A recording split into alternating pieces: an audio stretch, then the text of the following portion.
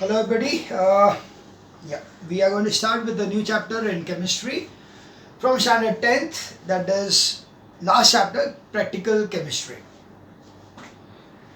Now, practical chemistry as such is that particular part of the chapters which you are going to do practically, or you are going the practicals which you are going to see in your school. That is the part which is the practical chemistry. But if you see in the paper, the first 40 marks of the paper, which consists of the write the observation, write the equation for, or any kind of name the following and all, or how do we identify this particular cation, how do you identify the anion, all these comes under the category of practical chemistry. So we can see out of the 40 marks section 1, which is the compulsory section, there is a possibility that almost around 20 to 25 marks of that particular part will be based on practical chemistry. So practical chemistry becomes a very important subject. Okay, it becomes a very important topic because it can be asked for as high as 20 marks, 20 to 25 marks in the first section, that is a compulsory section. So there is no alternative to this also. And especially in this particular lockdown situation where your schools are not performing and schools are not working, at that time you are not going to see any practicals, and because you are not going to see practicals, that's why it will be much more important for you to learn these particular parts which are there of the practical chemistry. In the practical chemistry, the whole chapter is divided into certain segments. We can say the first segment of the chapter is based on identification of the gases.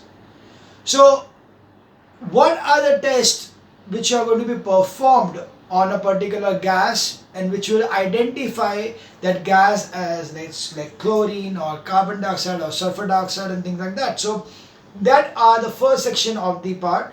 The second one is identification of the cations and identification of anions. Now we already know the cations identification we had done when we had studied the ammonia part and the analytical chemistry part. So the same thing gets repeated over here, that you are going to have the color change and the precipitate will be formed, and whether the precipitate is soluble in excess or insoluble in excess, and the colors like the ferric will be reddish brown and the ferrous will be dirty green, and such things will be continuously being there in the cations, and also the anions will need to be identified. So whether the salt is a nitrate salt or it is a carbonate salt, so if it is giving out reddish brown fumes, it is nitrate, so on. So you will be able to identify the cations and anions in this method.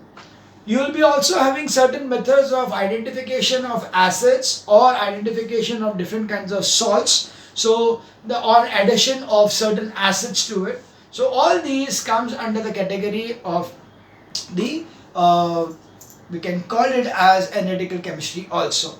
And the last part is about the color changes. It will be based on the color changes. So firstly, the color changes will be taking place when you are burning something, then what will be the color of the flame. When you are doing some kind of a reaction, then what is the color change, or the color change which is taking place in the you can say the pH pH paper and all. So all these comes under the category of practical chemistry. So we'll start one by one with the different things which are here. The first thing what we are going to have is the identification of gases. So in identification of gases, the first gas what we are going to study is water vapor. Water vapor, H2O.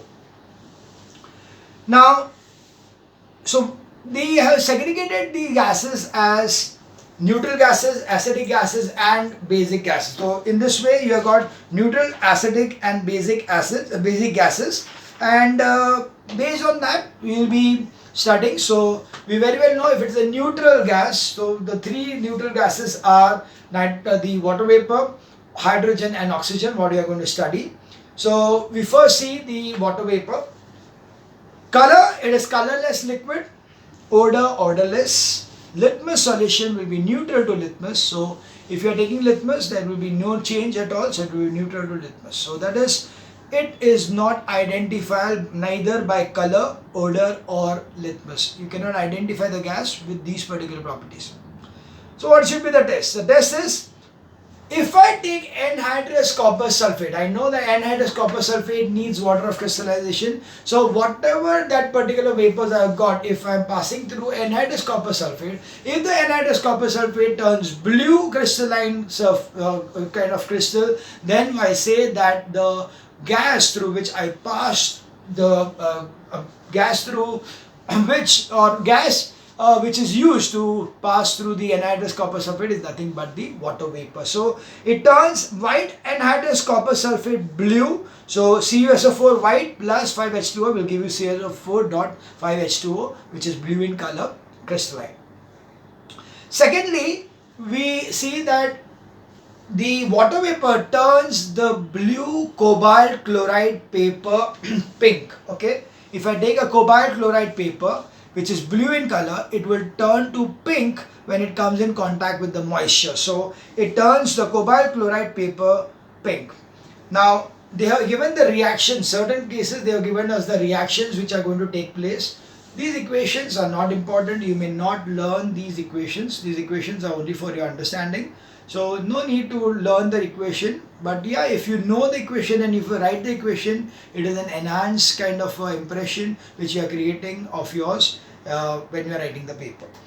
So the cobalt chloride paper turns pink from blue. This you must have also studied in the chapter transpiration in biology. The transpiration को check करने के लिए we had taken the cobalt chloride paper in the bell jar, and that bell jar के अंदर transpiration के कारण the blue cobalt chloride paper turned pink. So that is what's the same thing over here, that what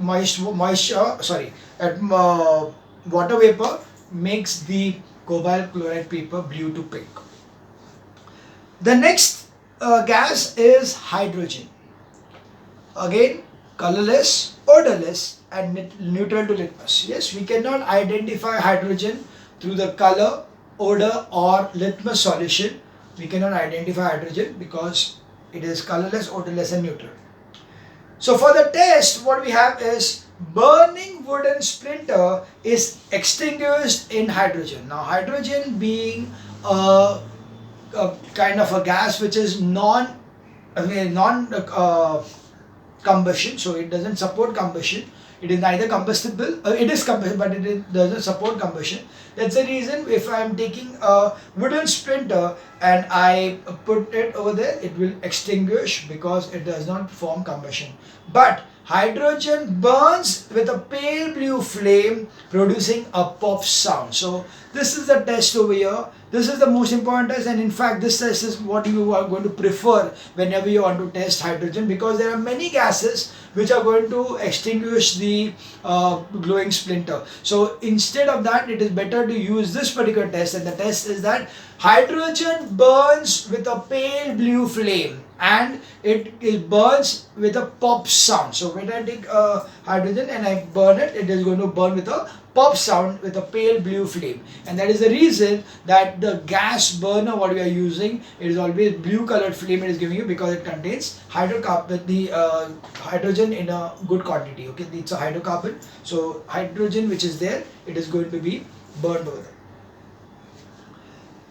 The third gas is oxygen, colorless, odorless, and neutral to litmus. So you can see none of these neutral gases are going to be identified by a color, odor, and the litmus solution, because it is same thing, colorless, odorless, and neutral for all the things, all the three gases.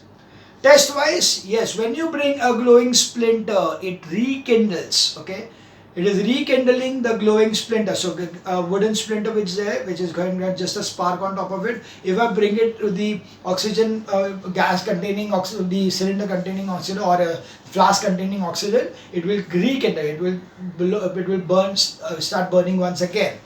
So that is experimental proof that the gas which is there is oxygen. And another chemical which is going to be used could be absorbed in colorless alkaline pyrogalol solution which turns brown. So colorless alkaline pyrogalol solution. Okay, pyrogalol is a kind of an acid solution which is, now if you take an alkaline pyrogalol solution, it is colorless in nature, but when it absorbs oxygen, it turns brown. So that is the test for oxygen. So oxygen can be identified by this particular fact that it can be colorless, it can turn colorless alkaline pyrogalal into brown color. So this was about the neutral gases. Now we come to the acidic gases. The first acidic gases we are taking is carbon dioxide. Okay. Color colorless, odor odorless, and blue litmus turn faint red. Now carbon dioxide, when it comes in contact with water, it gives you a carbonic acid, and carbonic acid is a weak acid. Because it is a weak acid, that's why what happens is the blue litmus is going to turn red, but it is not going to be complete red, it will be faint red. It will be faint red because of this particular property that it is a weak acid.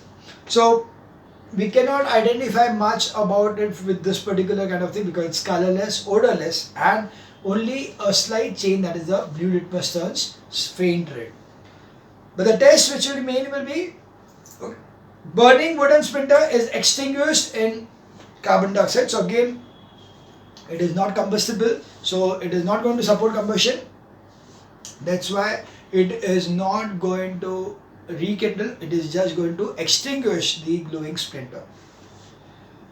But this is not the right test which you'll be requiring to write in your exams. What we'll be writing is this one, and that is, on passage through lime water, it turns lime water milky. So the milky, that is CaSO4, CaOH twice plus CO2 will give you CaCO3, which is white insoluble PPT of with water. So that is why carbonate is going to be formed when calcium hydroxide, that is nothing but lime water, is going to turn milky. So we have learned this many times. The lime water turns milky when carbon dioxide is passed through it. So lime turns milky. Now, if you take excess of carbon dioxide and put it into this lime water, which is already turned milky, then the milkiness will disappear.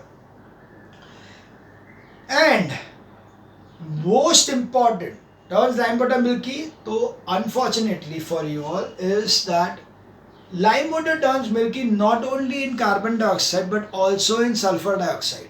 So just knowing that the lime water turns milky is carbon dioxide is wrong myth. Okay, that is not that it can be only carbon dioxide, it could also be sulfur dioxide. So that's why we have got one more test, and that is, if that gas turned the lime water milky, then you are going to test the gas with the acidified potassium permanganate or potassium chromate, okay, potassium dichromate solution. So acidified KMnO4 or acidified K2Cr2O7 solution is going to be taken, and you are going to check the change in the color with that particular gas. If there is no effect, then it is carbon dioxide. Okay, so carbon dioxide has no effect on acidified potassium permanganate or potassium dichromate solution. So this is the actual test. So the actual test for carbon dioxide will be two of them. First will be it will turn the lime water milky, and secondly will be it has no effect on potassium permanganate or potassium dichromate solutions, acidified potassium permanganate. So now we see the sulfur dioxide. So now we can see that what is the difference between carbon dioxide and sulfur dioxide. So colorless, odor, yeah, there is a change in the odor. Odor is suffocating. Sulfur dioxide has got a sulfur ka thoda sa odor which is suffocating in nature, and it will turn blue litmus red. So yeah, there would be a possibility to identify between carbon dioxide and sulfur dioxide with this particular change in smell or the change in the color of the litmus from faint red to dark red. But yeah, we'll not take that into the consideration when we are actually writing the test for that particular gas. The test should be much more prominent and much more be authentic, because it should not happen that many gases give you that result that you can just say that this is the one which is going to give you the result, because all the acidic gases are going to turn the lime water are going to turn the litmus solution red. So you cannot identify kaun sa wala hai ye. So you have to have a sure test for sulfur dioxide. So the sure test will be First of all, yeah, again the same thing. If you take a burning wooden splinter, the wooden splinter will extinguish in the sulfur dioxide. So that is the same as carbon dioxide. It will extinguish. It is not supporting combustion. On passage of lime water, it turns lime water milky. That is CaOH twice plus SO2 will give you CuSO3, which is white precipitate, insoluble in water. But again the milkiness disappears when excess of sulfur dioxide is passed through it. So you can see exactly the same thing happens with carbon dioxide also. Carbon dioxide also, you added carbon dioxide, it turned milky. Here also you are adding sulfur dioxide, the lime water is turned milky.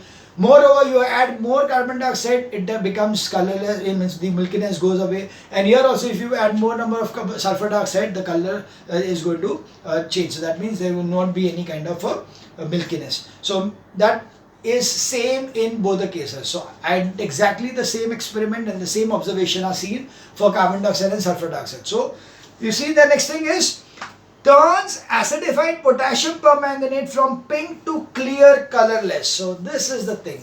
We studied that carbon dioxide has no effect on potassium permanganate paper or a potassium permanganate solution. Here we know that potassium permanganate, which is normally pink in color, is going to become clear colorless once it is passed through sulfur dioxide. So that's why we see that KMnO4 plus H2O will give plus SO2 will give you K2SO4 plus MnSO4 plus H2SO4.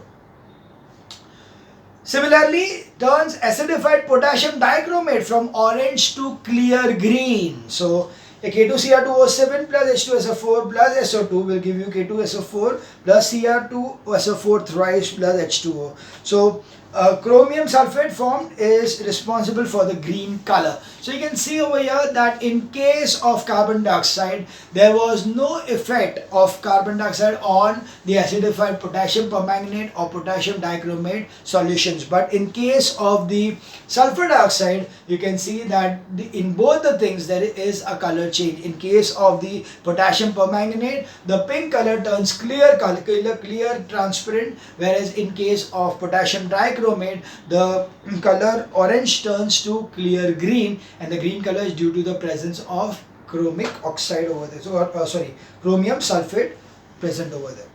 So that was about carbon dioxide and sulfur dioxide. Very, very tricky. So just keep this in mind properly. The one which has no effect is on the different type of solutions or paper. It will be carbon dioxide. One which gives you the effect, gives the color change, is sulfur dioxide. The next acidic gas we are studying is the chlorine.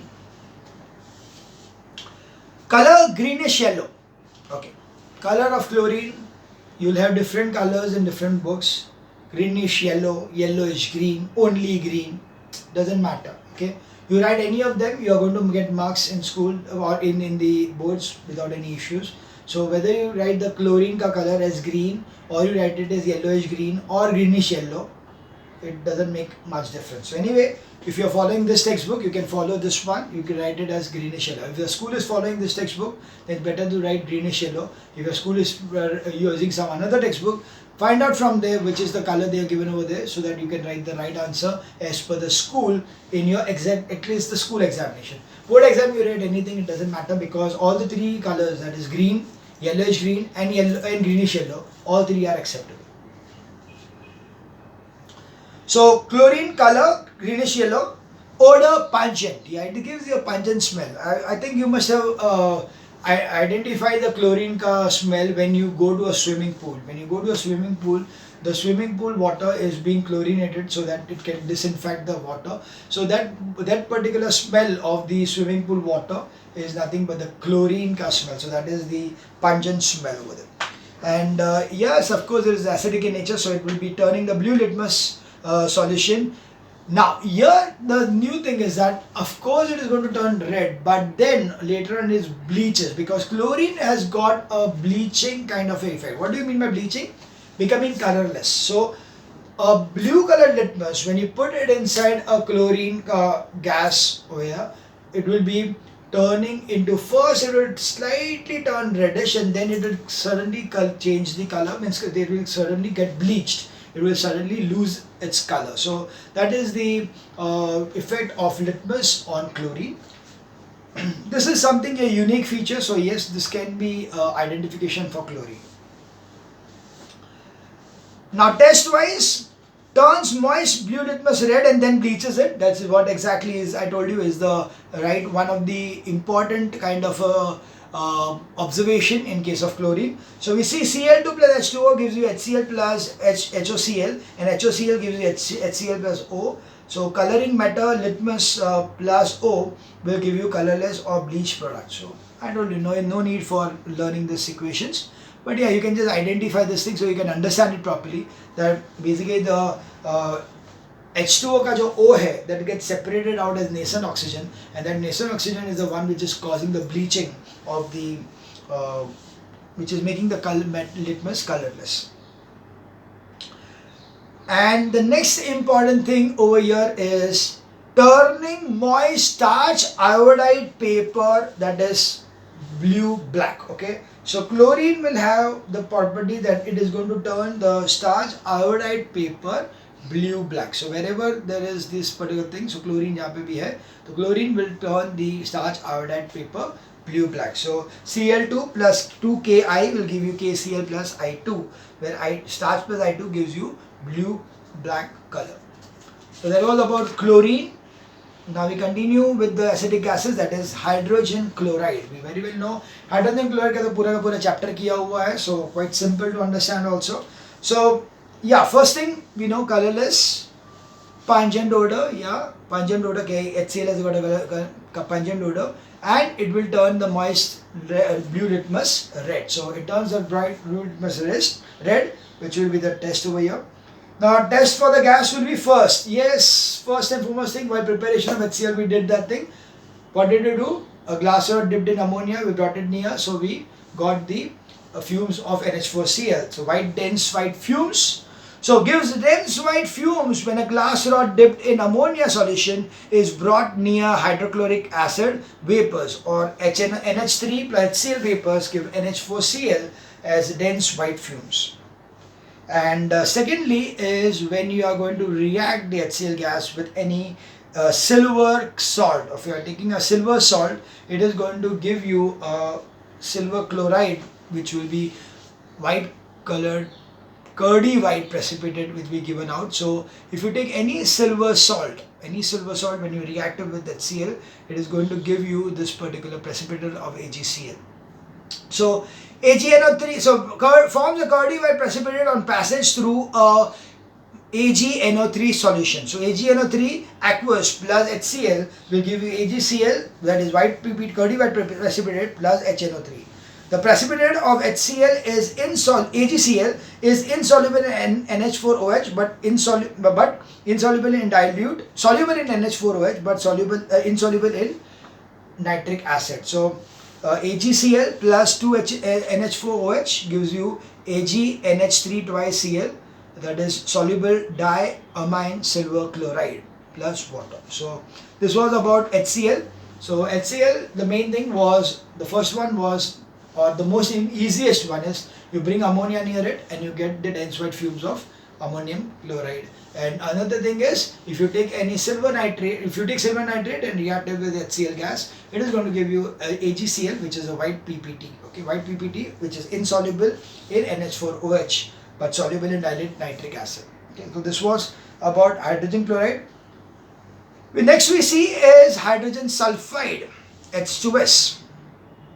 Now H2S is going to be, I'll do one thing, H2S I'll continue in the next video.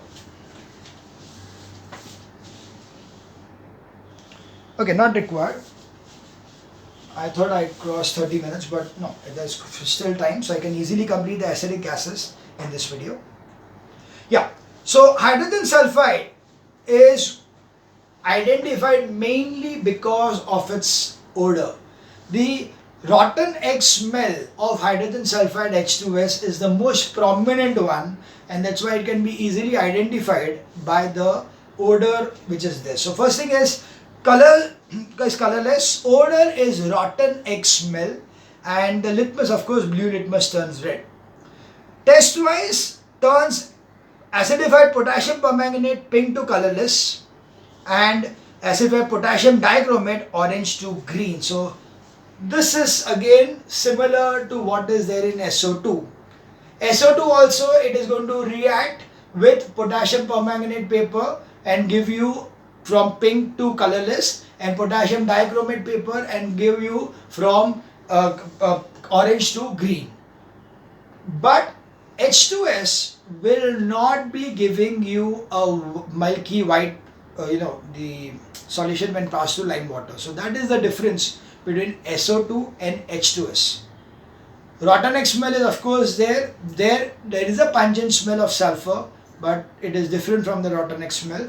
But mainly, you can see that there in SO2 you'll get the lime water milky. H2S does not turn the lime water milky, but yes, whatever things changes over there for the potassium permanganate and potassium dichromate paper, that is the same thing which is going to happen even in hydrogen sulfide. So the above tests are also answered also by sulfur dioxide, but in case of H2S, yellow particles of sulfur are seen and the solution is hence not clear colorless or green color, clear green respectively.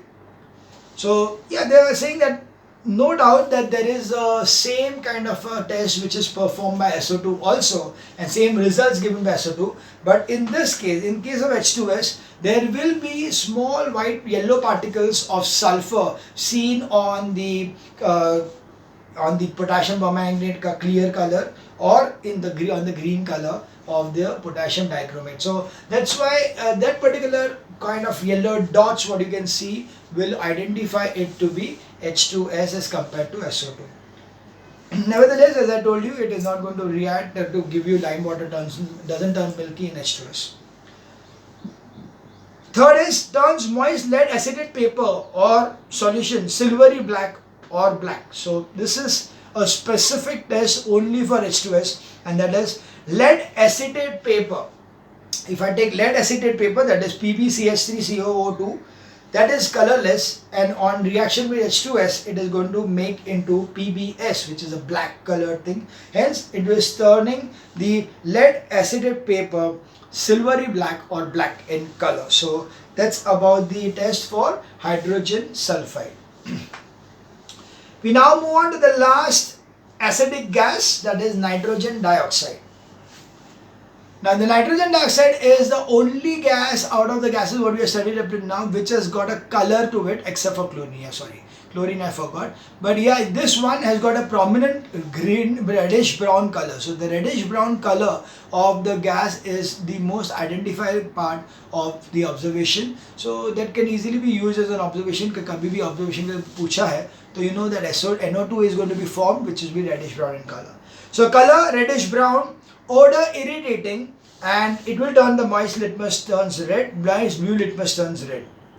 Now the test will be, it liberates iodine violet vapors from the potassium iodide solution, because it is going to, NO2 is going to remove the iodine from potassium iodide, and it is going to turn into potassium nitrate, and iodine gas is going to be released. The iodine gas will be purple in color. Hence the potassium iodide solution may say, if I am adding NO2, it is going to give me the violet vapors from it.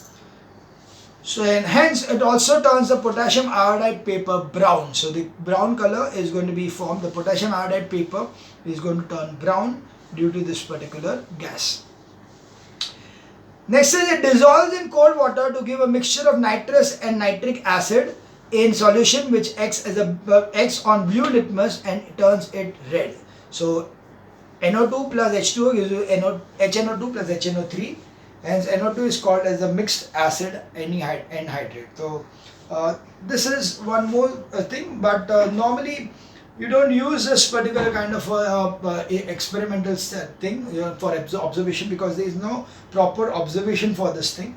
But anyway, you can know this particular part, that nitrogen dioxide, when it is mixed with water, it is going to give you two acids at the same time, nitric acid and nitrous acid at the same time, HNO2 and HNO3. So these were the acidic gases which were there for your practical part. Now we move on to the basic gases, which I'll do it in the next video.